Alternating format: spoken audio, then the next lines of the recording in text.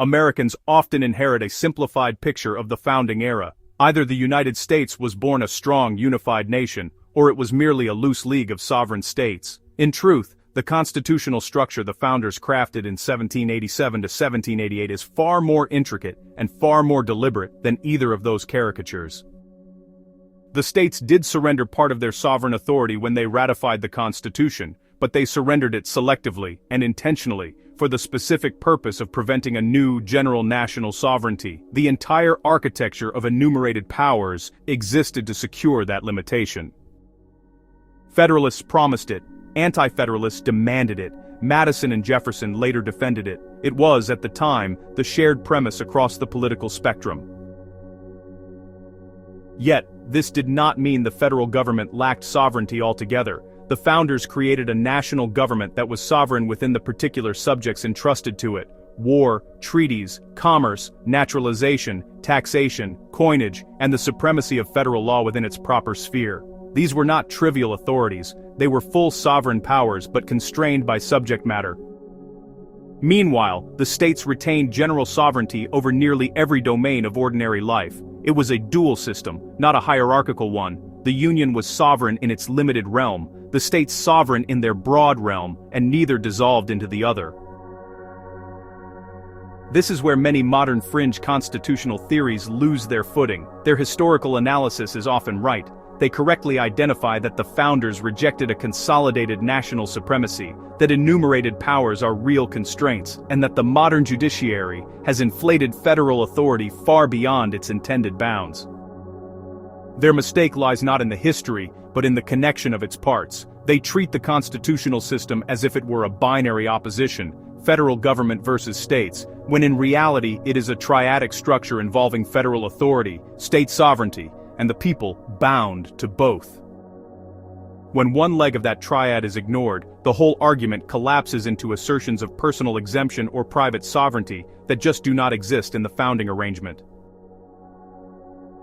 Because they miss this deeper architecture, these theories then look outward for rescue, for a new precedent, a new ruling, a new interpretive device to prove their independence.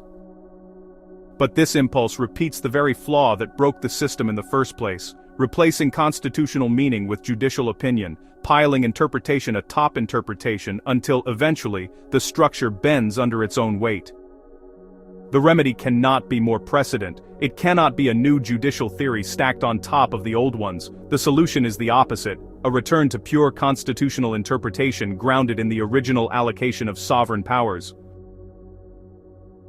That original allocation makes an important distinction. Legislative powers are limited by enumeration. Political jurisdiction is not. A government may have narrow legislative authorities yet still possess full jurisdiction over the people within its domain.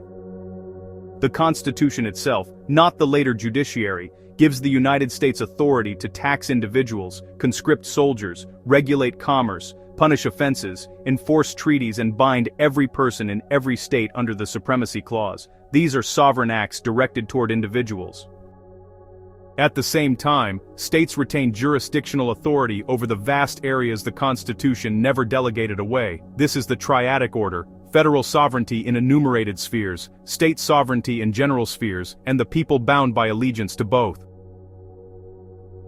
Understanding this structure reveals why individuals cannot simply step outside the system their states created. In 1788, sovereignty did not reside in each person independently, it resided in the people of each state acting as political bodies.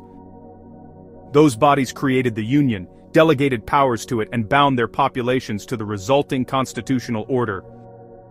States may resist federal overreach, they may interpret the Constitution for themselves, they may push back against judicial supremacy. But individuals cannot undo a constitutional act made by their state's sovereign people. Popular sovereignty is collective, not solitary. The real path forward is therefore neither personal secession nor judicial reinvention, it is institutional restoration. A federal government returned to its enumerated limits, state governments reasserting their interpretive authority, courts deferring not to precedent as power, but to the Constitution as law.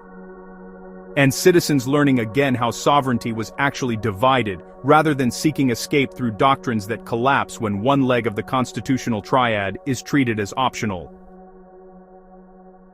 In this light, The limits of national sovereignty are not defects but design, the very mechanism by which liberty survives in a large republic. The danger has never been that the federal government is too constrained or too powerful, or that the states are too liberal or too reactionary, or that the people are too easily swayed.